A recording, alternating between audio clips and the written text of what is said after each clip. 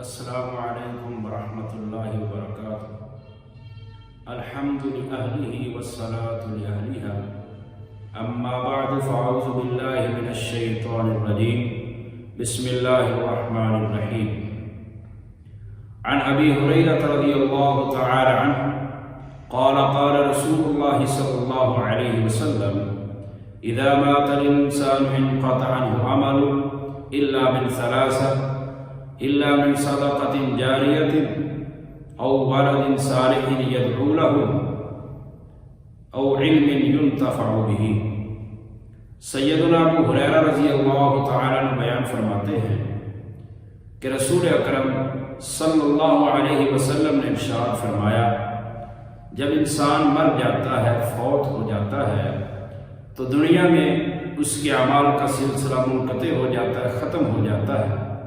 بس جو اعمال اس نے دنیا میں کر لیے ان کا اس کو ثواب ملتا ہے۔ پھر آپ علیہ الصلوۃ والسلام نے فرمایا، اعمال کا سلسلہ منقطع ہو جاتا ہے، لیکن تین قسم کے اعمال، تین چیزیں ایسی ہیں کہ جن کا اس تک ثواب، اس تک صلہ پہنچتا رہتا ہے۔ پہلے نمبر پر فرمایا من صدقۃ جاریہ، جو انسان کو صدقہ کر کے جاتا ہے، جو اس کے بعد جاری رہتا ہے، اس کا ثواب اس کو ملتا رہتا ہے۔ دوسرے نمبر پر فرمایا والد صالح یدعو لہ، نیک اولاد جو اس کے مرنے کے بعد اس کے لیے دعا کرتی ہے۔ اور تیسرے نمبر پر فرمایا علم ینتفع بہ، وہ علم جو انسان پیچھے چھوڑ کر جاتا ہے اور لوگ اس سے نفع حاصل کرتے ہیں۔ یہ روایت، اس کے اندر کچھ تفصیل ہے۔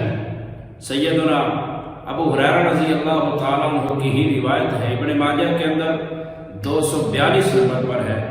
وہ فرماتے ہیں کہ رسول اللہ صلی اللہ علیہ وسلم نے ارشاد فرمایا کہ انسان کو جن اعمال کا، جن نیکیوں کا ثواب اس کے مرنے کے بعد ملتا ہے، فرمایا ان میں سے چند ایک یہ ہیں۔ پہلے نمبر پر فرمایا علماً علمہ ونشرہ، انسان دنیا کے اندر لوگوں کو دین کا علم سکھائے اور دین کا علم پھیلائے، چاہے وہ لوگوں کو پڑھا دے، چاہے وہ کتابوں کی صورت میں ہو، چاہے وہ لٹریچر کی صورت میں ہو، کسی بھی صورت میں، چاہے وہ کوئی دینی ادارے کی صورت میں ہو، کسی اکیڈمی کی صورت میں ہو، تو انسان کو اس کا اجر اس کے مرنے کے بعد ملتا رہتا ہے۔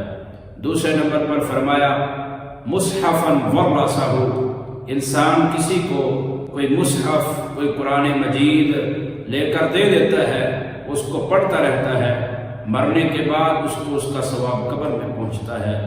تیسرے نمبر پر فرمایا او نہراً اجراہ، کہ کوئی نہر جاری کروا دی، کسی پانی کا بندوبست کر دیا، وہاں پر جہاں پر پانی ہے ہی نہیں، وہاں پر پانی کا بندوبست کر دیتا ہے، تو لوگ اس سے نفع حاصل کرتے ہیں، اس کو ثواب قبر کے اندر پہنچتا ہے۔ اور فرمایا چوتھے نمبر پر فرمایا او بیتن بناہ لابن السبیل، مسافر خانہ، کسی کے لیے مسافر خانہ بنا دیا، لوگوں کے سہولت کے لیے مسافر خانہ بنا دیا، اس کا ثواب بھی اس کو قبر میں پہنچتا ہے۔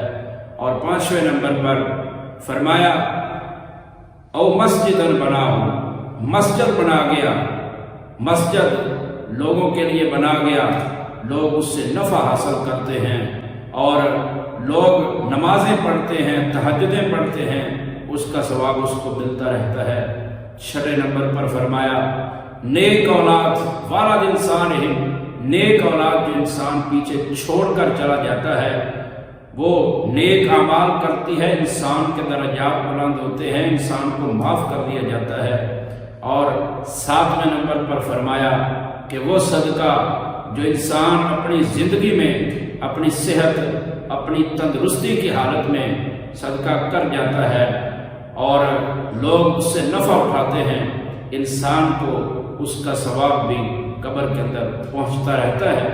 ایک اور روایت آتی ہے ابو داؤد کے اندر کہ اللہ کے رسول صلی اللہ علیہ وسلم نے فرمایا، جب کوئی انسان مر جاتا ہے، مرنے کے بعد اس کے درجات کو بلند کیا جاتا ہے، تو وہ پوچھتا ہے اے اللہ میرے درجات کیوں بلند کیے جا رہے ہیں؟